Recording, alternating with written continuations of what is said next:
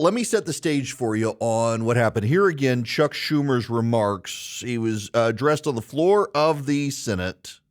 The fourth major obstacle to peace is Israeli Prime Minister Benjamin Netanyahu. As a lifelong supporter of Israel, it has become clear to me the Netanyahu coalition no longer fits the needs of Israel after October 7th. The world has changed radically since then, and the Israeli people are being stifled right now by a governing vision that is stuck in the past. 5 months into this conflict, it is clear that Israelis need to take stock of the situation and ask, must we change course? At this critical juncture, I believe a new election is the only way to allow for a healthy and open decision-making process about the future of Israel. That was Chuck Schumer on the floor of the Senate. You should know that not only did Benjamin Netanyahu come out and blast him, which was obvious, the Israeli ambassador to the United States did in obviously diplomatic terms, and he's not a sycophant for Bibi Netanyahu. His brother actually ran the opposition campaign against Netanyahu. Also, Naftali, the other prime minister, not Bibi in the last 10 years, he was one of Bibi's rivals. He's come out and attacked it. And the leader of the current opposition in Israel has also attacked Chuck Schumer for saying this, that essentially they're all saying Bibi's our problem, not your problem. Your problem is Hamas. Help us beat Hamas, and we'll deal with this issue later. Bibi Netanyahu is not popular in Israel right now. A lot of people blame him for what's going on, saying he caused a series of distractions that distracted the intelligence service, whether that's fair or not. They're all saying right now he's in a coalition government designed to stop Hamas. We'll deal with him later. Well, Mitch McConnell came out and took after Chuck Schumer, also on the floor of the Senate. Our own democracy to call for the removal of the democratically elected leader of Israel. This is unprecedented. We should not treat fellow democracies this way at all. That's Mitch McConnell. Here's the Speaker of the House. As we were in a work session here within the last half hour, there was a buzz among the audience as people were seeing notices come across their phone as something that was rather shocking to us. We saw the remarks from Senator Chuck Schumer calling for new elections in Israel. And we want to speak very clearly and concisely to say that this is not only highly inappropriate, it's just plain wrong for an American leader to play such a divisive role in Israeli politics while our closest ally in the region is in an existential battle for its very survival.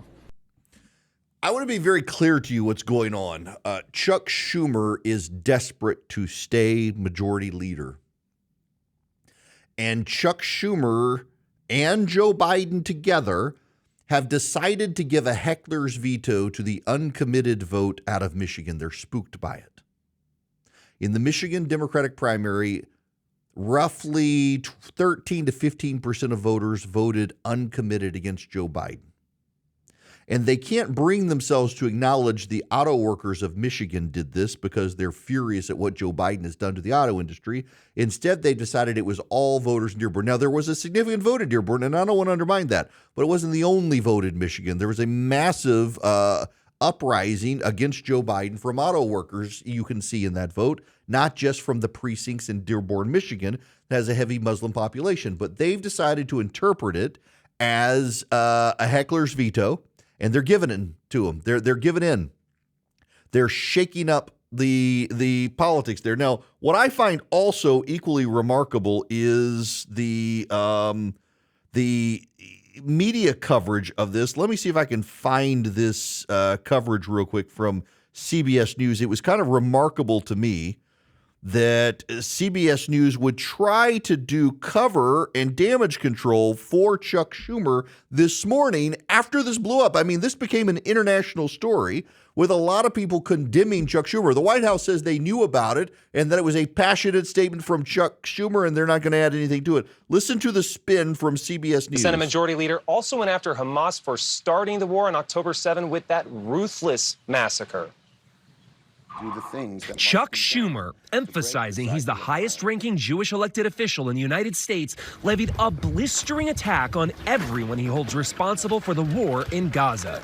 To blame only Israel for the deaths of Palestinians is unfair, one-sided, and often deliberately manipulative. And it ignores Hamas's role in this conflict. The Senate Majority Leader blaming the terror group, as well as Israel's far right, as some of the biggest obstacles for a U.S.-backed two-state solution and taking aim at Palestinian leaders. Notice that blaming the far right in Israel that did not chop off the heads of babies or put them in ovens. That's what Hamas did. Hamas kidnapped Israelis. Hamas won't let them go. You know, they're trying to negotiate a ceasefire right now, and Hamas is saying it doesn't want to give all the hostages back still. It only wants to give some back, a disproportionate number. We'll give you back 5 for 700 Palestinians, then another 5 for another 700.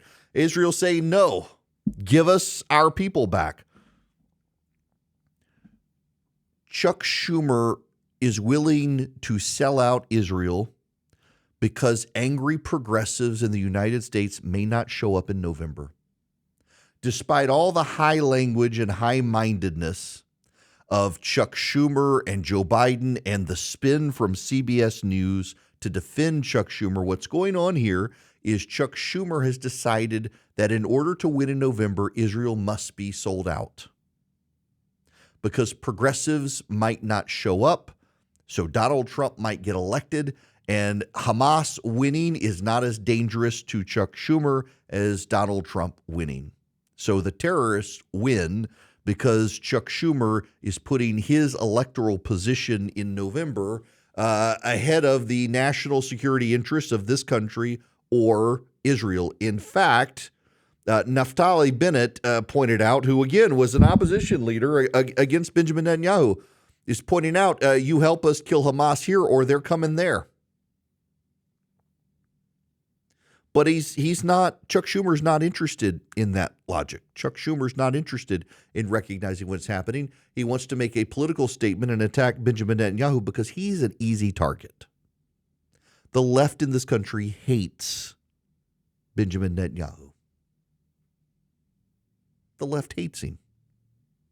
So you can vilify him on the floor of the Senate and cause an international incident that actually doesn't make the United States look good, but progressives love it because progressives hate Benjamin Netanyahu. They are pro-Hamas. They are anti-Semitic. They are the people who would not pee on Chuck Schumer if he were on fire because he's Jewish, and yet they are the votes that Chuck Schumer needs to stay majority leader in the United States Senate and have Joe Biden be president. So he will sell out Israel for progressive causes in this country.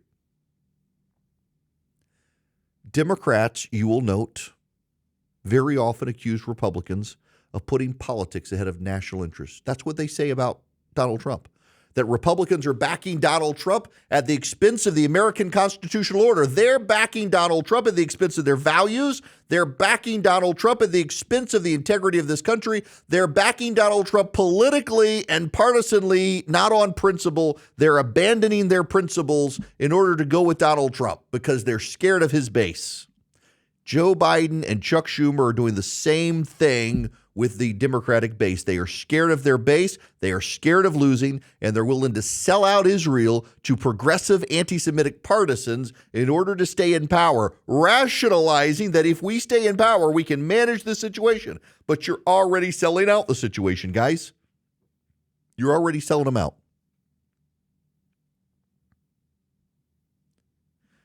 I say all the time, Donald Trump's superpower is making other people behave in the way they claim he behaves. This is just another example of that. They think Donald Trump doesn't value principles. He values crass political maneuvering to try to get power. It's exactly what they're doing. It's exactly what they're doing. And it jeopardizes Israel and gives Hamas encouragement to drag this situation out. Hamas now says we could not have predicted that Israel would respond in the way it responded. That's actually a statement from Hamas's leaders that they've expressed their surprise that Israel would react the way Israel has reacted so thoroughly and ruthlessly after October 7th. They couldn't believe it. You throw a baby in an oven and turn on the oven, how the people who went through the Holocaust might respond to that. By the way, it's notable, progressives to this day deny that that happened, despite eyewitnesses who actually found the baby in the oven. Progressives still deny it happened because progressives would rather not believe the truth than accept that they're on the side of monsters. That's very often the case with progressives. The abortion death cult of the Democratic Party and the progressive left, they can't recognize they're on the side of monsters, so they have to make the other side be as monstrous as possible. Thus, they demagogue Donald Trump as some next-level Hitler when they're the ones selling out the Israelis to terrorists in order to maintain power. Hamas says it can't imagine that Israel would have reacted the way it reacted. Now you've got the Senate Majority Leader, the highest ranking Jewish American in American politics, saying there needs to be an election in Israel. Bibi Netanyahu needs to go. All this signals to Hamas is, y'all wait. We're going to shake things up. We're going to force an election in Israel. You don't have to do anything. You don't have to change anything, Hamas. We're going to change Israel for you, and maybe the next guy will give you peace. So just you keep your head down, keep doing what you're doing. That's how Hamas is going to interpret it, because that's how Hamas interprets this sort of stuff. Chuck Schumer is causing more harm in Israel by doing what he did, but it's not about Israel. It has nothing to do with Benjamin Netanyahu. Benjamin Netanyahu is just an easy scapegoat because progressives hate him. All this is about is giving a heckler's veto to anti-Semites in the Democratic Party who are loud, and the Democrats have interpreted their loudness as being a majority, and yet they're a squeaky wheel. They're a minority in even the Democratic Party, but they are dominant in noise making and media access and progressive sensitivities and progressive sympathies. And so they get to dictate the terms of the Democratic Party. Chuck Schumer is willing to let the terrorists win so that he can stay Senate Majority Leader. He doesn't care that he undermines Israel. He doesn't care that he undermines progress in the war. He doesn't care about anything other than his own power. He is exactly as he says Donald Trump is.